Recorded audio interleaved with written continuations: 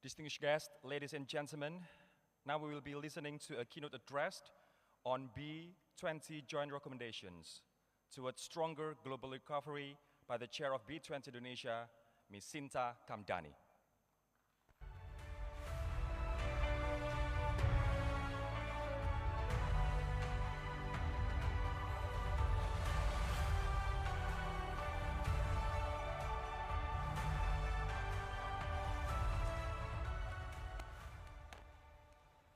His Excellency Presiden Joko Widodo, the chair of also G20 Indonesia. His Excellency Anthony Albanese, the Prime Minister of Australia. His Excellency Justin Trudeau, the Prime Minister of Canada. Esteemed world leaders, business colleagues, and distinguished guests, I salute you all and I thank you for making this possible.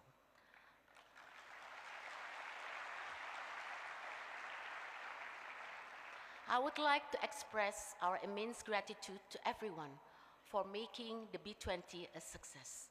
Today, I think back to when our President called on the B20 to collaborate with the G20 to contribute to global economic recovery.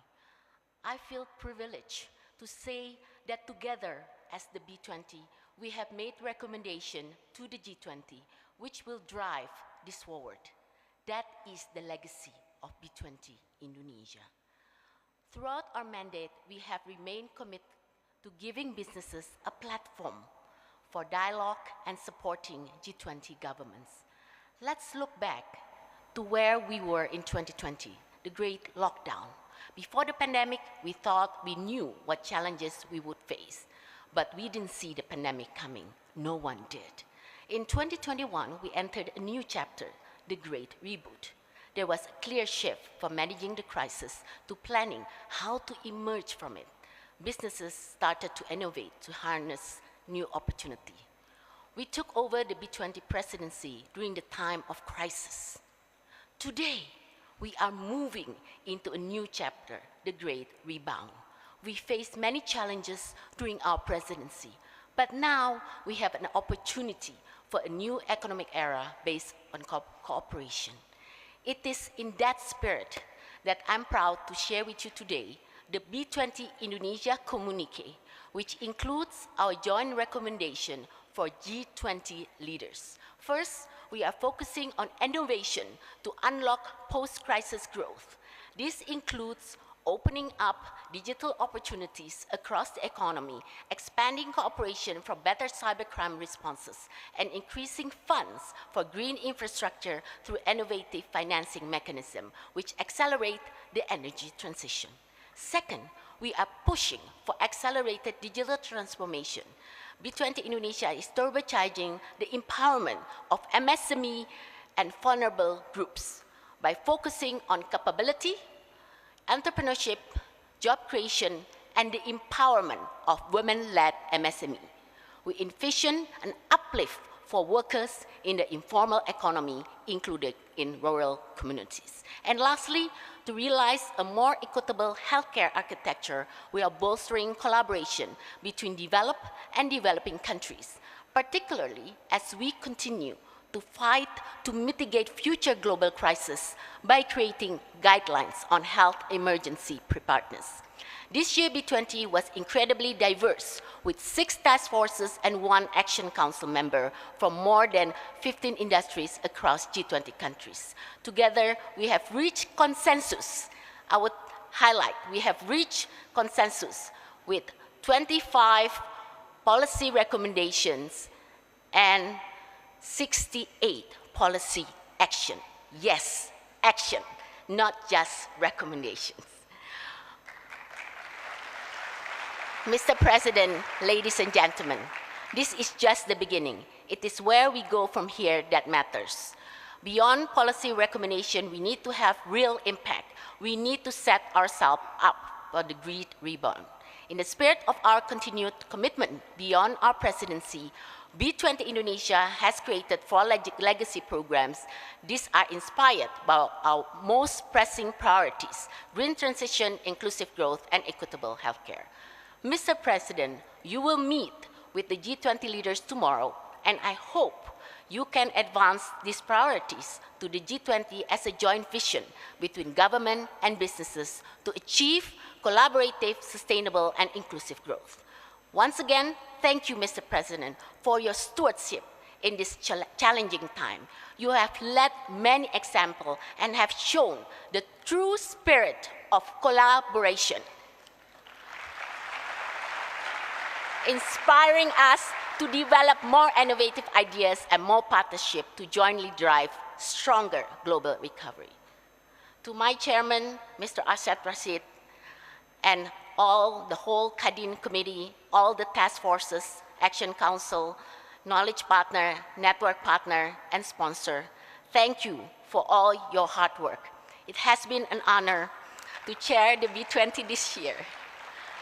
We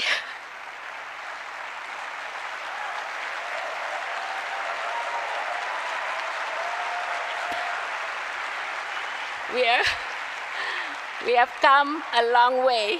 We have come a long way for a great rebound. And may we now work together and push the button to go forward and give and pass to India for a better together business and government for collaboration.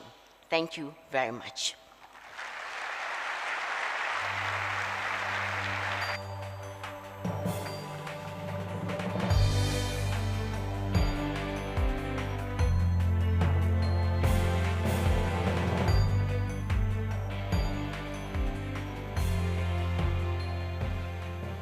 Thank you very much, Ibu Sinta. Ladies and gentlemen, moving forward to our next remarks, it is my pleasure to call upon the Chairman of Indonesian Chamber of Commerce and Industry, or KADIN Indonesia, host of B20 Indonesia, to deliver his remarks, B20 Presidency 2022, Indonesia's leadership in advancing global priorities. To Mr. Arshad Rashid, the stage is yours.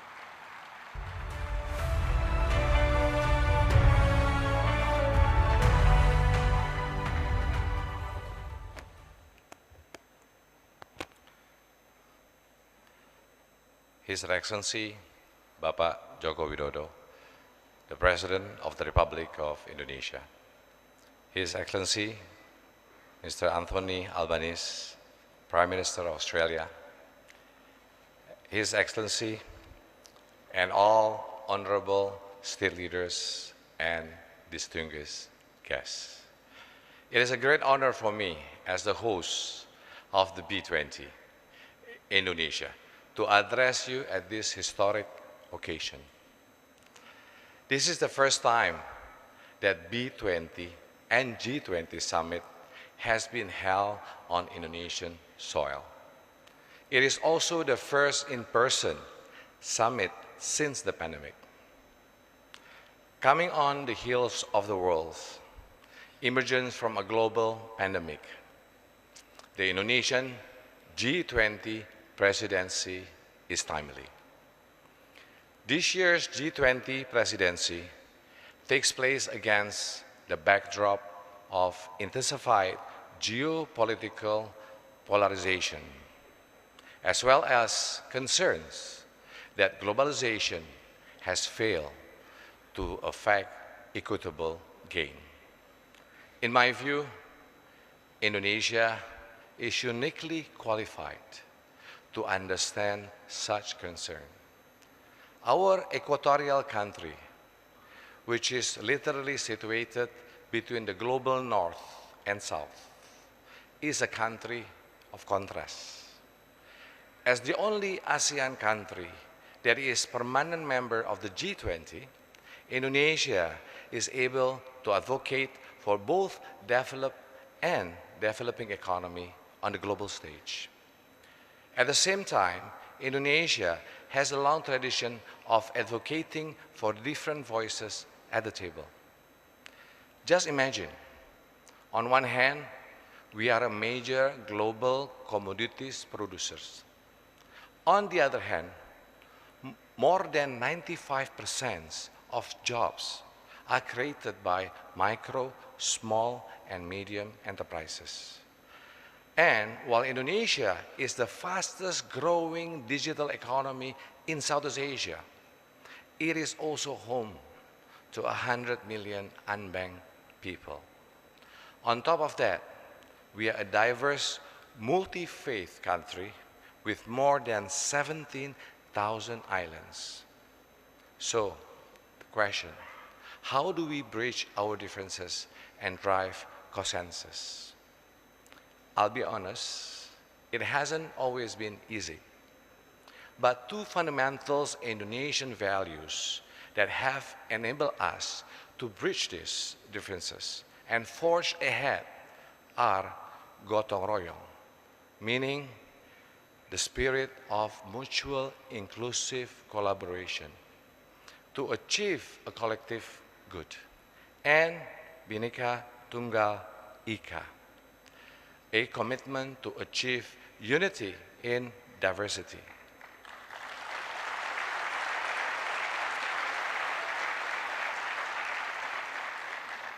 These two concepts have enabled Indonesia to maintain stability and improve prosperity over the last 20 years. We have tried to bring this sense of unity and collaborative action to this year's B20 proceeding.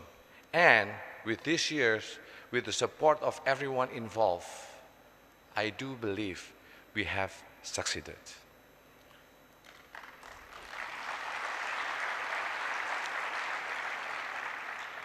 Following the directive of His Excellency, Presiden Joko Widodo, we established three major priorities for this year's B20 summit in line with G20 priorities that reflects issues of concern to both emerging markets and developed countries. These are the green economy, the empowerment of MSME and women, and the strengthening of global healthcare resilience. These three elements are key to ensuring collective, sustainable, and inclusive growth for all countries.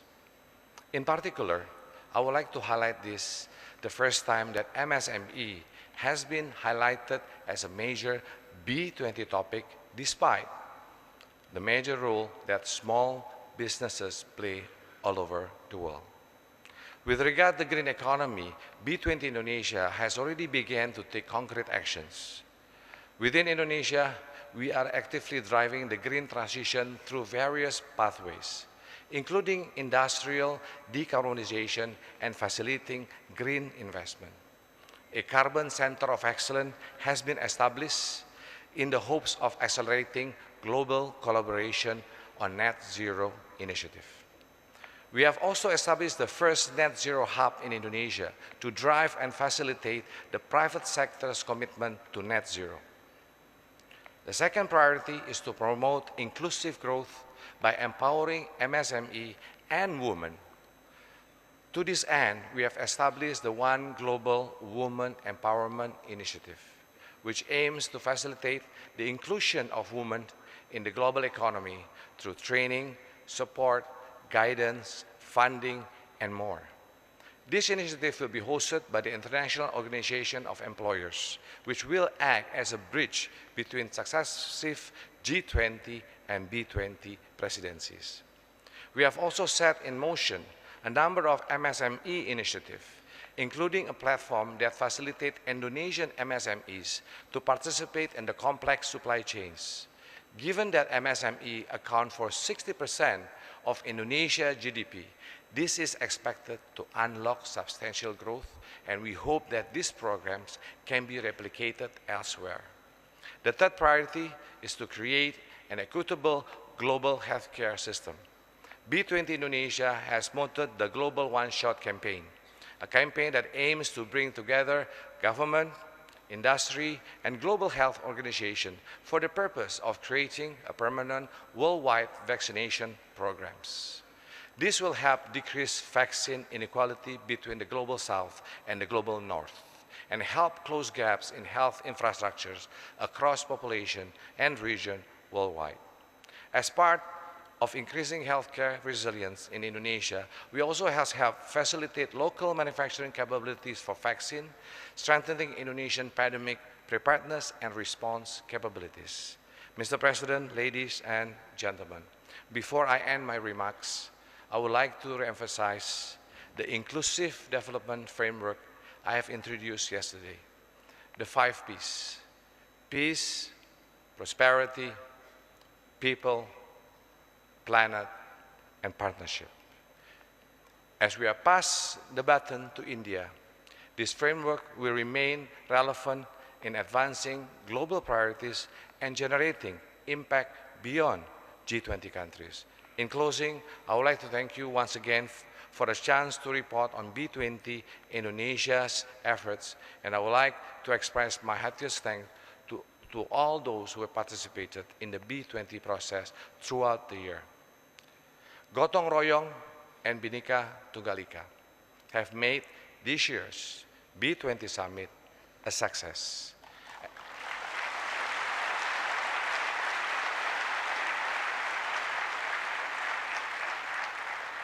And looking ahead, we offer our utmost support to India for next year's summit. Also, we'd like to thank you. Together is a partnership between me and Sinta and everyone at Kadin and all the stakeholders of Indonesia and also the participants of the B20. We, the B20 Indonesia, stands with the G20 to advance innovative, inclusive, and collaborative growth. Let's recover together. Let's recover stronger. Thank you.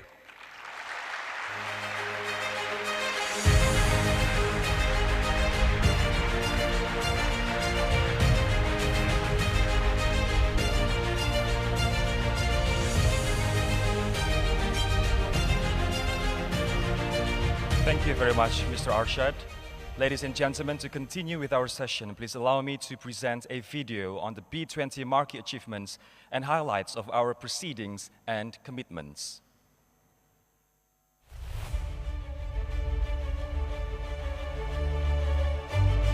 The G20 economies account for 75% of global trade and 80% of the world's GDP.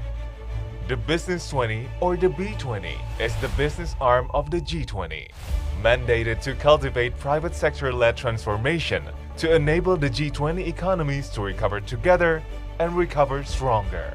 Together, the B20 Indonesia's Task Forces and Action Council convened a diverse group of business leaders to deliver tangible and comprehensive policy recommendations and B20 communique, providing concrete outcomes and shaping the policy recommendations to enable businesses globally. The B20 Indonesia is also committed to drive 3 key movements that will recourse global trajectory for the better. These are green transition, inclusive growth, and equitable healthcare. It is the decade for the G20 countries to drive green transition as we account for almost half of the world's share of natural-based solutions.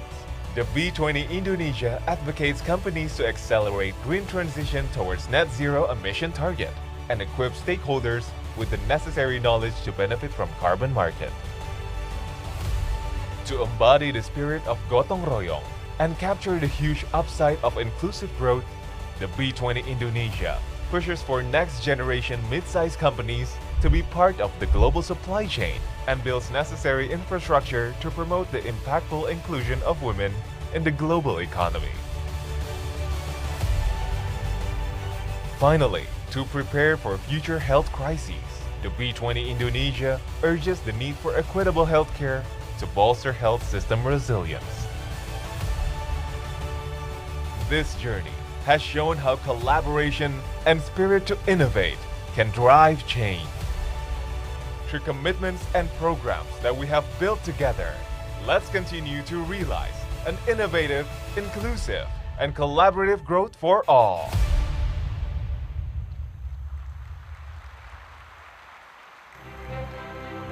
Distinguished guests, ladies and gentlemen, our next agenda will be the speech by the G20 leader with the main theme of building a strong and resilient economic recovery strategy of all. Please welcome the Prime Minister of Australia, His Excellency, Mr. Anthony Albanese.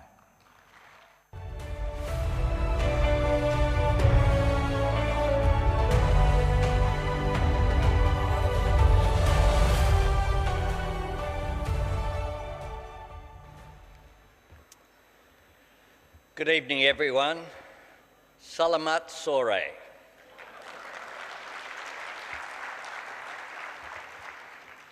I'm absolutely delighted to be here with you in Bali, and I particularly want to acknowledge my friend, President Widodo. It is great to be back in Indonesia and to congratulate President Widodo and his team for hosting what will be a very successful G20 meeting following what has been a successful hosting of the B20 here today. I do want to thank the Indonesian Chamber of Commerce and Industry, Kadin, including its chairperson and host of the B20, Pak Asad, and chair of the B20, Ibu Shinta, for bringing us together, and I thank you for your addresses here this evening. President Widodo has once again shown us enormously kind hospitality. This is my 7th official visit to Indonesia and my 2nd as Prime Minister.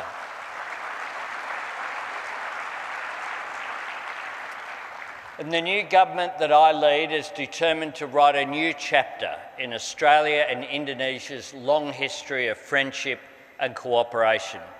I was reminded of that long history during my first visit here as Prime Minister, when I visited not just Jakarta, but also Makassar. Centuries ago, the sea route between Makassar and the top end of Australia was a flourishing trade corridor. Each December, the Yolngu people of Arnhem Land would look to the sea, waiting for the horizon to fill with the sails of Macassan vessels. The Yolngu immortalised those boats in their art, and you can find them painted on sandstone and bark, their sails forever full with the wind that brought them across the sea.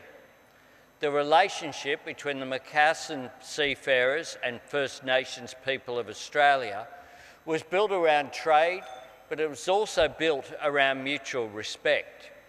It was a relationship of equals that set the template for the people-to-people contact that has always been at the very heart of Australia's relationship with the people of Indonesia.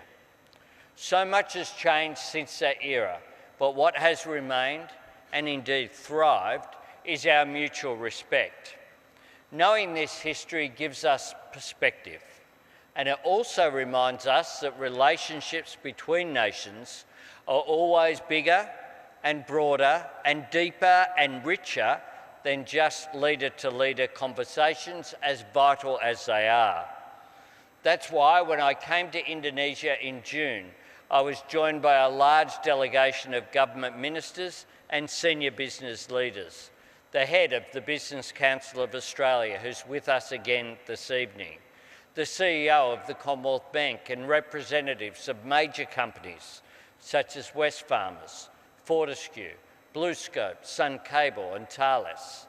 And I'm delighted that so many Australian business leaders are joining me here again today. Australian businesses are energised by the tremendous opportunities that this nation and this region hold.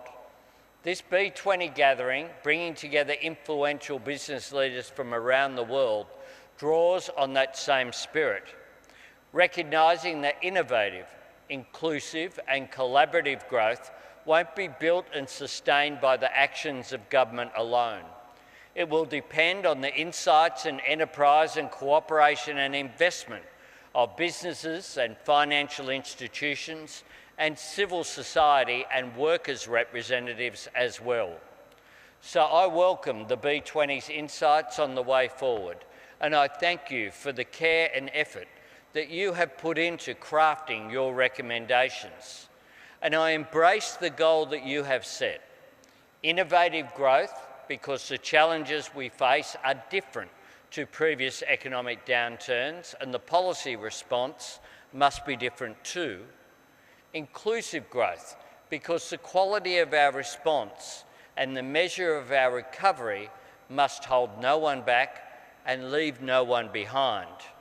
And collaborative growth, because in a globalised economy, it is not just markets and products and technologies that we hold in common, it is challenges but also opportunities as well.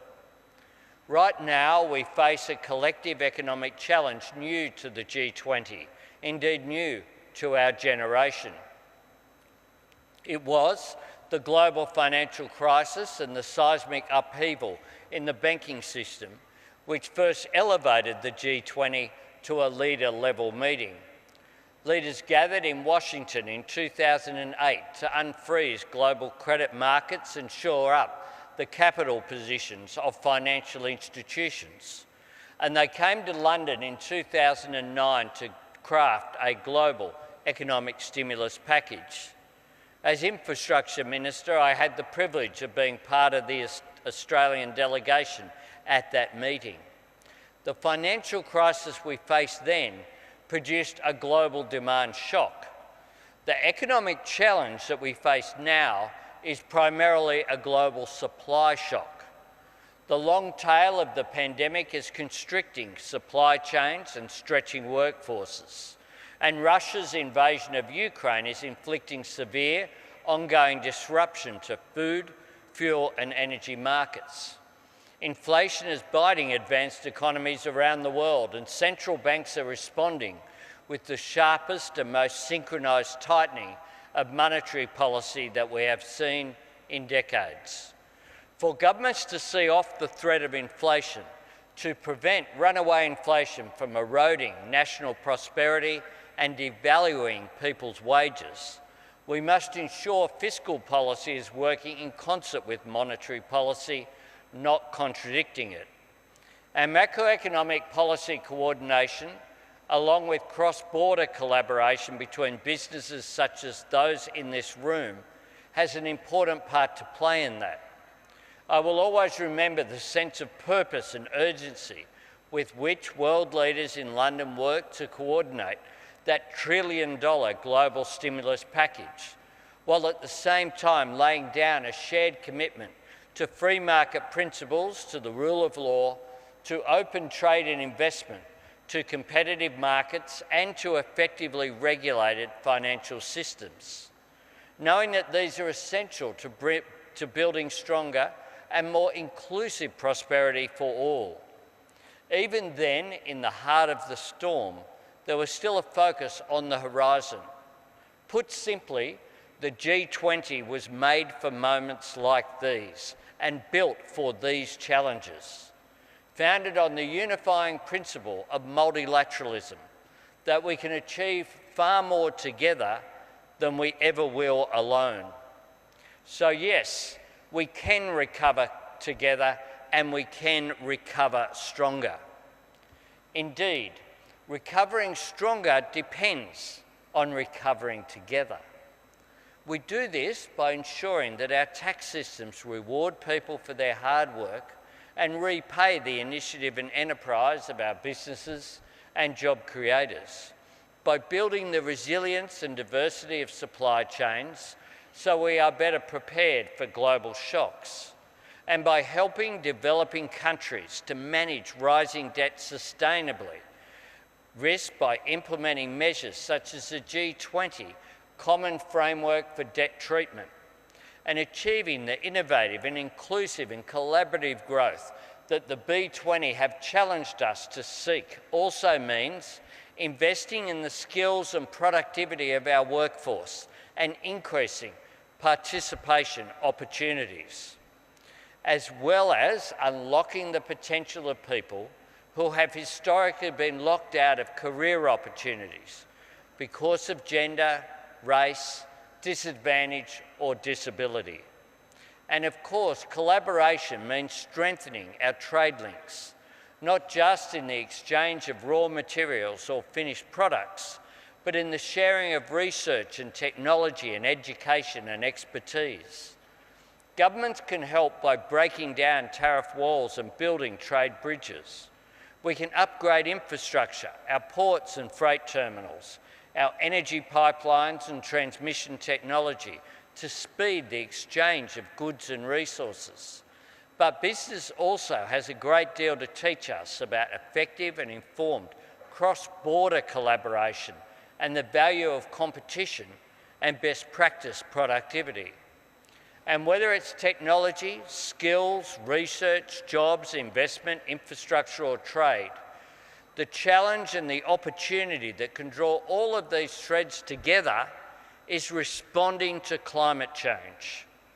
For governments and business, investing and developing clean energy will enhance our individual energy security, and it will strengthen our collective action on climate change.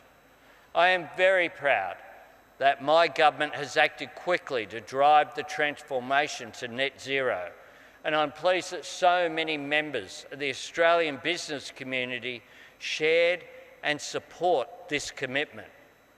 We know Australia can be a renewable energy superpower, and we're working to grow our clean energy export industry. But we want to do it in cooperation with Indonesia and other nations to help reduce their emissions, to grow their economies and improve their living standards. Because just as none of us are immune from the global challenge of climate change, all of us have a part to play in the solution. And I know that President Widodo is very passionate about this. And I want to commend Indonesia's leadership in developing the G20 Bali Energy Transitions Roadmap.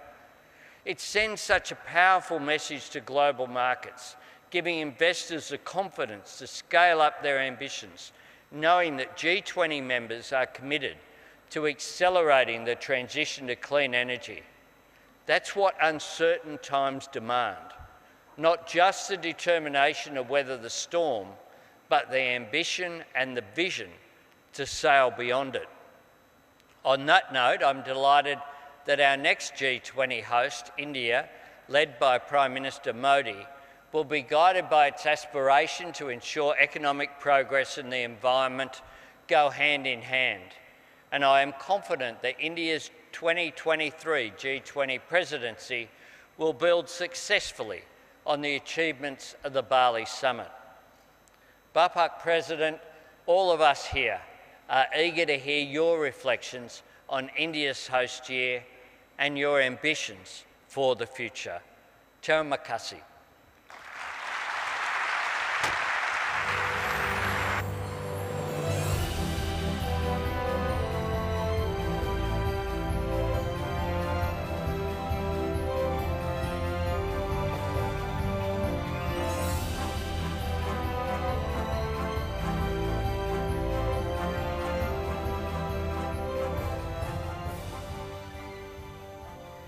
Thank you, Your Excellency.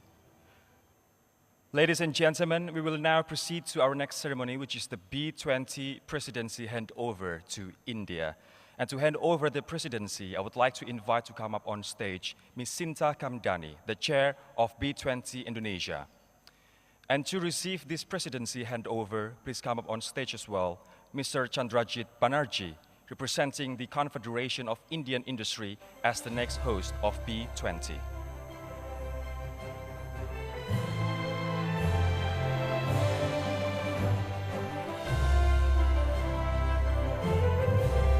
Sinta Kamdani, please pass the B20 Indonesia communique to Mr. Chandrajit Banerjee.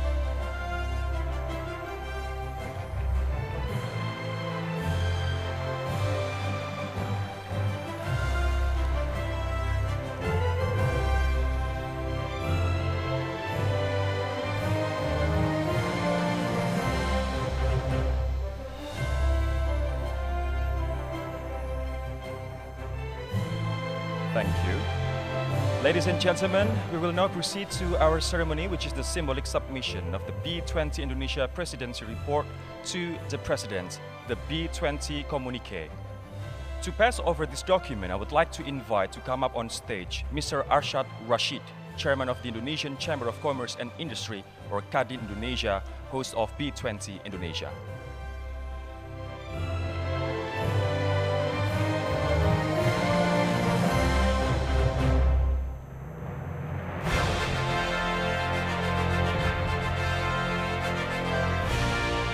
And to receive it, I would like to invite the President of the Republic of Indonesia, His Excellency Mr. Joko Widodo.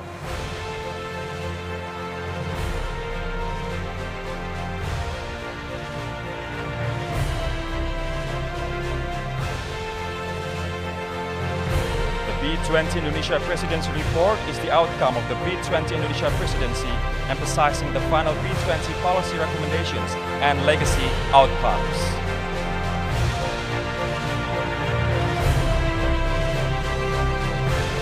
Thank you very much, Bapak Presiden. Please stay on stage, as we'd like to listen to your keynote speech. And thank you, Mr. Rashid, Ms. Shinta. Selamat sore.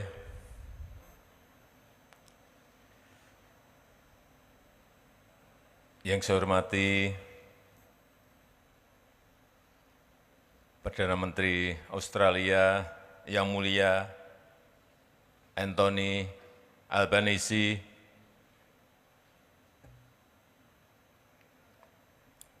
yang saya hormati Ketua DPR Republik Indonesia, Bapak Ibu hadirin undangan yang berbahagia. Bulan Januari yang lalu, saya berbicara di depan B20 pada awal masa tugasnya. Masih pandemi berat saat itu. Saya menyampaikan bahwa di setiap kesulitan, bahwa di setiap tantangan pasti ada peluang. Jangan pesimis. Titipan saya saat itu saya ingat, jangan pesimis.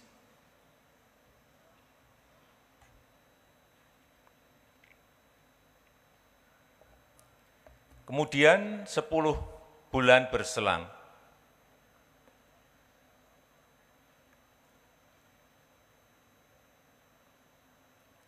pandemi masih ada perang, ada krisis pangan, ada krisis energi, ada krisis keuangan.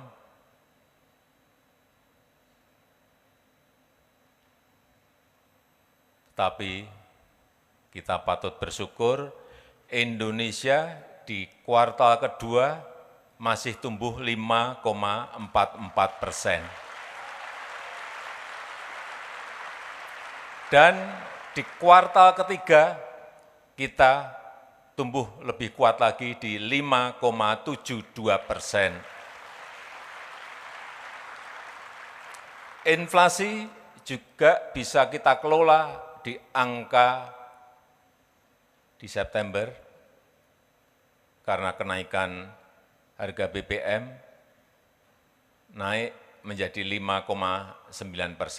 Tetapi di bulan Oktober inflasi kita sudah bisa turun lagi di angka 5,7%. Managing Director dari IMF menyampaikan, Kristalina menyampaikan, bahwa Indonesia menjadi salah satu titik terang di tengah kesuraman ekonomi dunia.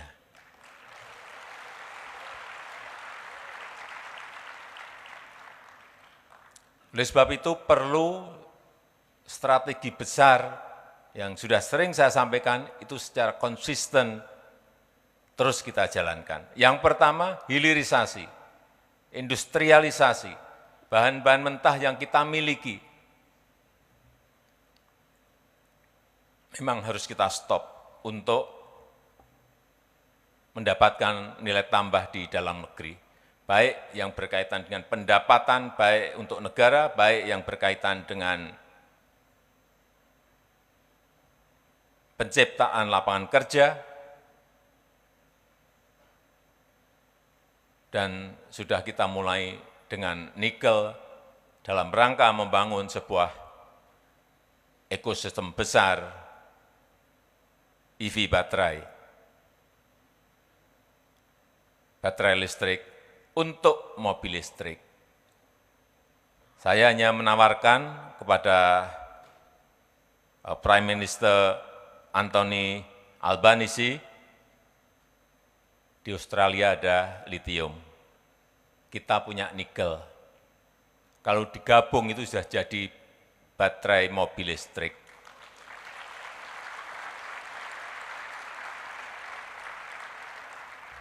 Tapi saya minta kepada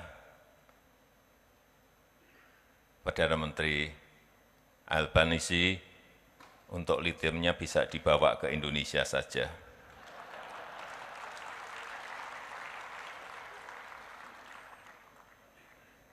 Kita bersama-sama melakukan hilirisasi di Indonesia. Yang kedua, yang berkaitan dengan ekonomi hijau. Sudah sering saya sampaikan bahwa potensi energi baru terbarukan, renewable energy di Indonesia itu sangat besar. Ada potensi 434.000 megawatt, baik dari hydropower, baik dari geothermal, baik dari solar panel, baik dari angin, baik dari tidal wave, semuanya ada. Inilah kesempatan para investor untuk menjalin kerjasama dengan Indonesia, membawa investasi, membawa teknologi, karena ini memerlukan uang yang tidak sedikit, untuk bersama-sama membangun ekonomi hijau di Indonesia. Dan kami telah menyiapkan di Kalimantan Utara 30.000 hektar lahan untuk Green Industrial Park yang nantinya saya yakin akan berbondong-bondong investor datang untuk membangun produk-produk hijau dari Indonesia. Karena di dekat kawasan itu ada Sungai Kayan yang bisa memproduksi energi bersih, energi hijau sebesar 13.000 megawatt, yaitu hydropower. Kemudian yang terakhir, yang berkaitan dengan digitalisasi. Saya titip yang besar agar membawa yang kecil. Yang besar mau membesarkan usaha-usaha kecil, usaha mikro, agar mereka tidak tertinggal. Kita sudah 3 tahun ini memasukkan usaha kecil, usaha mikro untuk masuk ke digital platform. Dan sudah sampai saat ini sudah ada 19 juta usaha kecil, usaha mikro yang sudah masuk ke platform-platform digital. Dari 64 juta UMKM yang kita miliki. Target kita nanti di 2024 kita harapkan sudah mencapai di atas 30 juta. Artinya yang kecil-kecil jangan ditinggal. Saya titip kepada India agar nantinya juga yang usaha-usaha kecil, usaha mikro ini juga masih dibawa lagi, diteruskan, dan terakhir saya mengucapkan selamat bekerja bagi presidensi B20 India di tahun depan. Saya optimis B20 akan semakin solid dan terus berkembang. Terima kasih. Selamat sore.